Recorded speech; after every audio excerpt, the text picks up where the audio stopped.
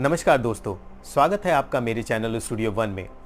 आज हम बात करेंगे मोहम्मद रफ़ी वन की और आपको मैं बताऊंगा कि किस तरह से मोहम्मद रफ़ी साहब का फिल्मों का सफ़र शुरू हुआ और किस तरह से उन्होंने सभी के दिलों पे राज किया। चलिए शुरू करते हैं।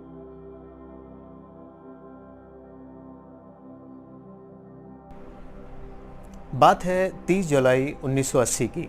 शाम का वक्त था। प्रोड्यूसर डायरेक्टर जे ओम प्रकाश साहब अपनी एक मूवी फिल्म आसपास के लिए एक गाना रिकॉर्ड कर रहे थे रफ़ी साहब के साथ। गाना रिकॉर्ड हो चुका। रफ़ी साहब स्टूडियो से निकलकर सीढ़ियों से उतरकर गाड़ी में बैठे और थोड़ी देर गाड़ी में बैठने के बाद वो वापस स्टूडियो में आए और जे ओम प्रकाश साहब से बोले कि जे ओम प्रकाश साहब, मैं चाहता हूँ कि जो 4 लाइनों की रिकॉर्डिंग अभी बाकी है वो मैं आज ही ख़त्म कर दूँ, उसे आज ही पूरा कर दूँ। तो जे ओम प्रकाश राज़ी हो गए। उन्होंने लक्ष्मीकांत प्यारेलाल से रिकॉर्डिंग के लिए बोला। रिकॉर्डिंग स्टार्ट हुई। रिकॉर्डिंग स्टार्ट होने के बाद बहुत अच्छी रिकॉर्डिंग रही और रिकॉर्डिंग करने के बाद रफ़ी साहब स्टूडियो से चले गए और अपने घर पहुंचे। और उसी दिन रात को ही यानी 30 जुलाई 1980 को रफ़ी साहब को हार्ट अटैक आया। जब बात नौशाद साहब की हुई है तो नौशाद साहब ने एक मूवी थी बैजू बावरा। उस मूवी के लिए रफ़ी साहब को बहुत प्रैक्टिस कराई, बहुत तैयारी कराई। रफ़ी साहब को इतनी तैयारी कराई नौशाद साहब ने कि उनका गला छिल गया और यहां तक कि गले से खून आने लगा। बैजू बावरा एक ऐसी मूवी है जिसमें एक गायक उस जमाने के तानसेन के मुकाबले पे खड़ा हो जाता है, तो लिहाजा शास्त्रीय संगीत का ज्ञान होना बहुत ज्यादा जरूरी था। नौशाद साहब शास्त्रीय संगीत को बहुत बारीकी से समझते थे, बहुत अच्छी तरह से जानते थे कहां पर किस तरह से कैसे किन सुरों को लगाना है, और इसमें रफ़ी साहब ने बराबर का साथ दिया।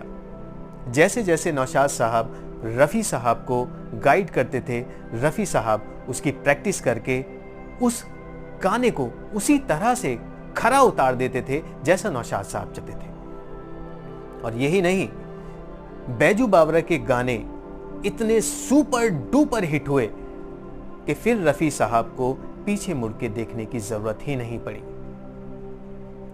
उन गानों ने इतिहास रच दिया। रफ़ी साहब को ऐसे मुकाम पर, ऐसी ऊंचाइयों पे लेके चले गए कि रफ़ी साहब हर किसी के लिए एक मिसाल बनकर रह गए, एक मिसाल बन गए। यही नहीं, रफ़ी साहब बहुत नेक इंसान थे। गाना सुनने से पहले मैं एक वाकया में रफ़ी साहब का मैं बता देता हूं कि रफ़ी साहब अपना जो भी मेहनताना हुआ करता था, गाने का जो भी पैसा हुआ करता था, उसमें से कुछ हिस्सा वो दान कर दिया करते थे, जिसे सदका, फ़िराक, इस तरह से हम जो है उसे अलग अलग भाषा में हम बोल सकते हैं। तो कहने का मतलब ये है कि वो दान पुण्य में ज़्यादा विश्वास रखते थे, लोगों की मदद बहुत किया करते थे। उनके गुजरने के बाद, उनके इंतकाल के बाद काफ़ी सारे लोग उनके घर पे आए। उनकी वाइफ को ये भी नहीं पता था कि रफ़ी साहब कितने लोगों की मदद करते हैं, कितने लोगों के घर परिवार चलाते हैं। जब उनके इंतकाल के बाद काफ़ी सारे लोग उनके घर पे आए और उनकी बेगम से उन्होंने बताया कि पिछले 10 सालों से 15 सालों से उनके घर का खर्चा रफ़ी साहब ही चला रहे हैं। तो रफ़ी साहब की बेगम के लिए काफ़ी चौंका देने वाली बात थी और इस खुशी की बात भी थी कि हाँ, कि रफ़ी साहब इतना दान पुण्य किया करते थे। यही नहीं, उनके एक ड्राइवर हुआ करते थे। रफ़ी साहब ने एक नई गाड़ी एम्पाला कार खरीदी और एम्पाला कार लेफ्ट हैंड ड्राइविंग होती है और यहाँ पर हमारे इंडिया में राइट ड्राइविंग चलती है। तो एम्पाला कार उस समय की काफ़ी अच्छी मशहूर कार हुआ करती थी, लेकिन उनके जो ड्राइवर थे वो एम्पाला कार चला नहीं पाते थे, उन्हें दिक्कत होती थी उसे चलाने में, क्योंकि लेफ्ट हैंड ड्राइविंग थी। तो लिहाजा उनको एडवाइस दी गई कि आप किसी और दूसरे ड्राइवर को रख लो।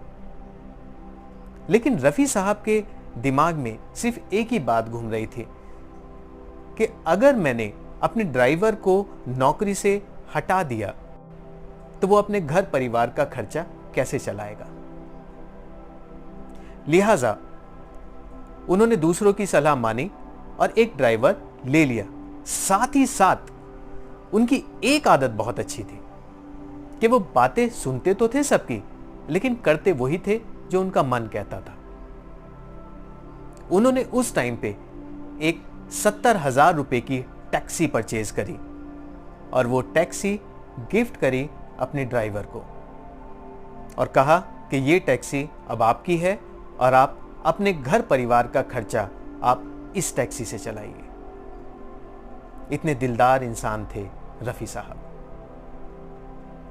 और जब तक ये दुनिया रहेगी, ये जहान रहेगा, रफी साहब का नाम हमेशा गुन।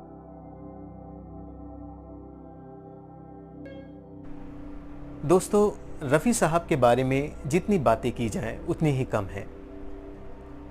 और रफी साहब की दरियादिली की बातें, कुछ उनके किस्से मैं अगले एपिसोड्स में आपको बताऊंगा। अब मुझे इजाज़त दीजिएगा, फिर मुलाकात होगी फिल्मी दुनिया के कुछ नए किस्सों के साथ। नमस्कार।